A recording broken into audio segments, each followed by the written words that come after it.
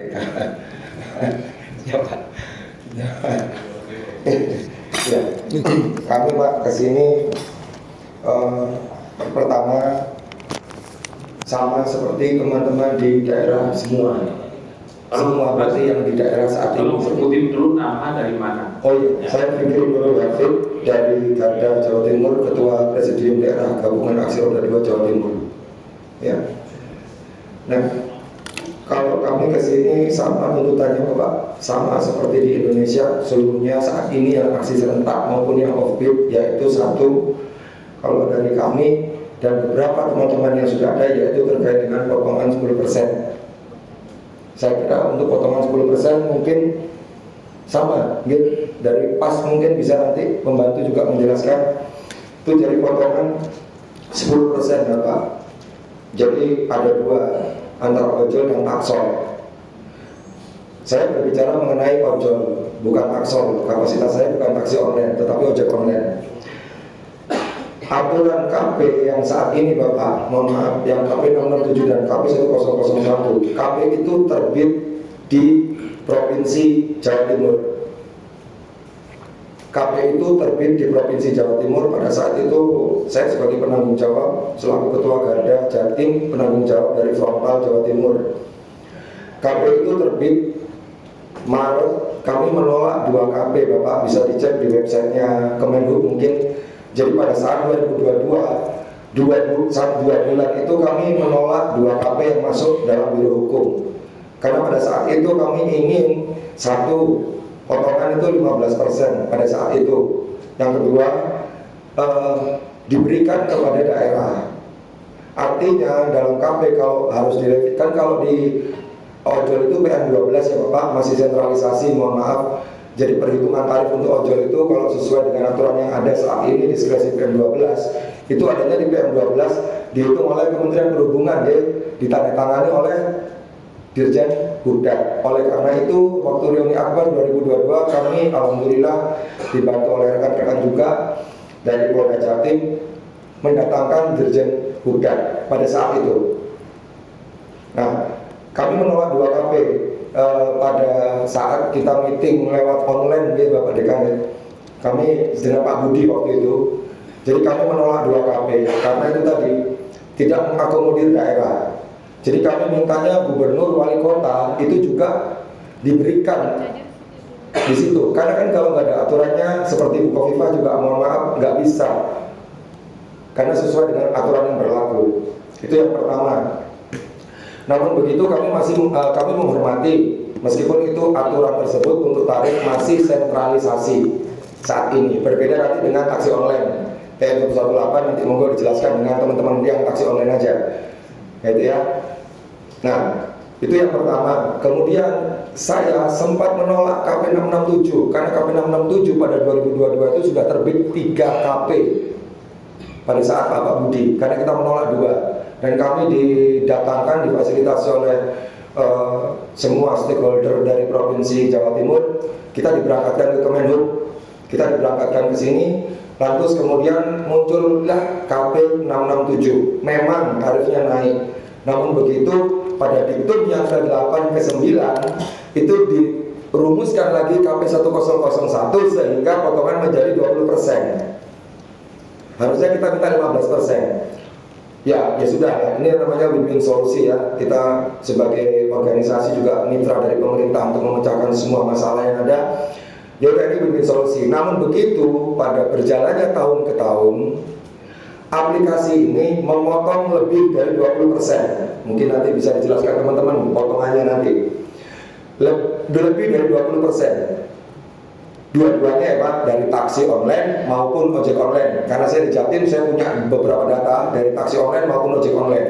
Nah, yang menjadi permasalahan adalah lebih dari 20% itu kan sebenarnya sudah kesepakatan di KP untuk ojek online. Untuk taksi online-nya mungkin ada di PM12 yang maksimal 20%. Nah, oleh karena itulah teman-teman di daerah maupun di sini, aliansi-aliansi yang ada, saya kira kalau bicara 10% penurunan dari persen itu tadi, itu menjadi tuntutan yang kami rasa semua tuntutannya sama, bisa dicek. Nah, untuk itu yang kedua, pada saat itu 2022 kami reuni akbar, kami juga difasilitasi oleh Diskominfo. Mohon maaf nanti yang dari bapak-bapak yang dari Diskominfo, kami membahas masalah tarif food dan kurir karena saat ini belum ada. Namun begitu dari teman-teman lintas instansi itu masih lempar-lemparan. Wah, ini ranahnya ke Kemenhub, wah ini ranahnya ke Komdigi nih sekarang, ini ranahnya ke ini Posgiro dan lain sebagainya. Nah, ini yang menjadi semua permasalahan nggak akan selesai. Mohon maaf Bapak, ini kan negara hukum nih. Ya diskresi itu kan mengisi celah hukum. Kalau belum ada, berarti kita bisa pakai diskresi dong. Sama dengan PM12. Kalau dibilang ojol itu ilegal, ya ilegal. Tapi ada diskresi di situ sehingga kita menjadi legal. PM12 untuk yang angkut penumpang. Nah, di lapangan ini yang tarif food sama kurir, terutama food, itu tarifnya kan nggak ada aturan tuh. Misalkan batas tengah, batas bawah, batas minimal, itu kan nggak ada. Itu yang pertama, sehingga tarifnya sangat murah. Nggak ada ininya, terus udah gitu double order. Bapak mohon maaf, jadi kalau kita dapat orderan lagi, orderan belum selesai, itu kita bisa dapat orderan lagi dengan tarif yang lebih murah daripada yang ini. Nah, itu yang terjadi untuk layanan food dan kurir. Nah, Garda dan mungkin insya Allah teman-teman lainnya juga menginginkan peraturan. Namun begitu dipersulit dengan aturan yang ini, nggak begitu. Saya mewakili teman-teman, kalau memang itu kenapa nggak ada diskresi saja Bapak? Kita jangan bicara hukum yang lebih tinggi dong. Kalau bicara, wah ini gini, ya sudah, komitmennya berarti ojol ilegal, nggak boleh tuh ojol online di sini. Ojol ada karena hidup di sini di Indonesia karena diskresi. Kenapa nggak dilindungi ini teman-teman ojol pakai diskresi untuk tarif food? Kan kalau kita setiap hari marah, demo dan lain-lain, kita nggak ada dasar hukumnya, nggak ada cantolan yang membuat teman-teman bisa marah. Karena nggak ada aturannya. Aplikator juga nggak merasa salah karena nggak ada aturannya. Nah, untuk yang potongan sudah jelas di KP ada aturannya. Kalau InDriver dan Maxim, saya punya data di Jawa Timur, terutama di Surabaya, InDriver dan Maxim memang potongannya kecil, tapi tarif yang diterima oleh driver itu di bawah 2.000, kadang 1.800. InDriver dan Maxim. Yang dua aplikator sebelah, Gojek sama Grab, memang tarifnya sesuai dengan KP. Saya nggak menyangkal itu Bapak. Tapi potongannya 30% sampai 40%. Dan bahkan kawan saya di Kediri itu kebetulan dari taksi online, bayarnya 24.000, nerimanya 13.000. Berapa persen itu yang dipotong teman-teman taksi online? Mobil udah baru-baru sekali ya. Nah gitu. Nah kalau teman-teman ojol ini nggak ada diskresi sama sekali. Ya kita kalau ditanya, mas itu ke kementerian ini, ya sekarang kita balik, ya Bapak aja deh yang mau ketemu sama Komdigi kek, mau ketemu sama Kemenhub kek, yang penting kami dikasih diskresi kalau memang nggak ada aturan yang lebih tinggi. Kan lucu setiap di daerah kita bilang tolak Aceh, tarifnya goceng 5.000, tapi nggak ada aturannya. Jadi kita menuntutnya ini kemana kan nggak jelas. Tapi kalau KP, seumpama ini Pak dari PMKP, teman-teman Paksol wajar dong dia menuntut nih. Saya juga wajar sebagai ojol. Lu tarifnya 20% ini, nggak beri kemanusiaan. Ya memang dia salah. Saya juga begitu di ojol. Loh, kok bisa lebih tarifnya? Kok bisa lebih dari 20%? Ya memang salah Pak. Saya punya dasar hukumnya, kita ini ada. Minimal itu meskipun diskresi ya Pak. Nah ini yang food sama kurir sama sekali nggak ada. Ya kenapa sih nggak kolaborasi aja gitu loh, terbitkan diskresi.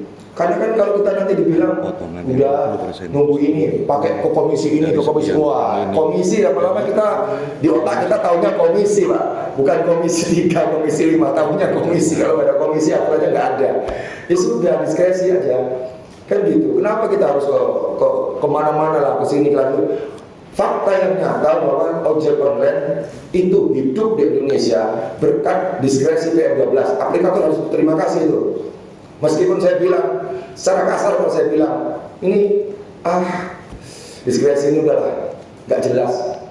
Seperti Bapak tadi bilang nggak ada pelanggaran. Ya kita harus maklum karena itu diskresi. Ada aturan-aturan yang lebih tinggi secara investasi dan lain sebagainya. Tapi minimal teman-teman dilindungi dong Pak yang ojol ini. Itu loh. Tarif food nggak ada, batas minimal, batas tengah, batas bawah nggak ada. Dikasih 6.000, beli gacoan. Udah beli gacoan, ngantrinya setengah jam. Baru udah ongkosnya cuma 6.000, dapat lagi orderan, 2 order. Yang order kedua dibayar 4.000 rupiah, 10.000 dia 1 jam di mie gacoan. Udah gitu di mie gacoan masih bayar parkir lagi 1.000 rupiah. Nauzubillah min dzalik. Kan begitu Bapak. Jadi kalau bicara terkait potongan, iya kami terkait dengan potongan marah ya karena memang aplikator yang salah. Karena sudah jelas potongannya itu sudah melebihi batas yang sudah ditentukan. Itu yang pertama. Yang kedua, dari ojol butuh diskresi. Jadi kami kesini nggak mau lah kita bilang, Mas tunggu dulu dong, ada aturan begini. Sudahlah. Saya rasa insya Allah Bapak kalau niat diskresi itu bisa hadir untuk ojol, untuk melindungi teman-teman yang kurir online, untuk melindungi teman-teman yang antarkan makanan Pak. Kami nggak ada diskresi. Berikan dong. Memberikan diskresi itu juga sebagai bentuk bahwa pemerintah juga minimal melindungi semuanya. Jadi kita jangan disuruh nunggu amandemen lah, inilah masuknya ke UMKM lah, 5 tahun Pak, begitu Pak, 5 tahun ganti presiden lagi. Saya baru ketemu ayahanda saya Pak Deka kemarin setahun, udah pindah lagi ke sini sekarang. Jadi nggak bisa tahu, bosnya nggak bisa tahu Pak, gitu. Jadi berikanlah kami. Kemarin di Jatim. Jadi kalau bilang masalah KP 667, KP 1001, Jatim sangat terlibat di situ. Silakan dicek. Itu terbit di Jawa Timur. Kenapa kita nggak meminta kenaikan tarif lagi? Karena kita lihat daya beli masyarakatnya begini. Masa kemudian minta naik lagi? Ya itu dong diturunin persennya. Daya beli masyarakat itu udah dia potong 30%, nanti kalau kita naikin tarif lagi, nggak ada yang naik ojol Pak. Gitu. Ya solusinya adalah potongan itu, gitu loh. Yang begitu, dan itu memang ada di keputusan menteri. Begitu. Itu mungkin potongan kita turun. Oh iya. Nah itu dulu mungkin dari saya mau untuk teman-teman yang lain bisa monggo silakan.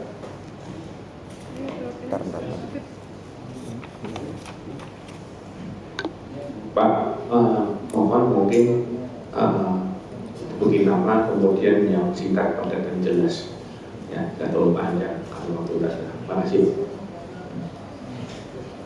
Bismillahirrahmanirrahim. Assalamualaikum warahmatullahi wabarakatuh.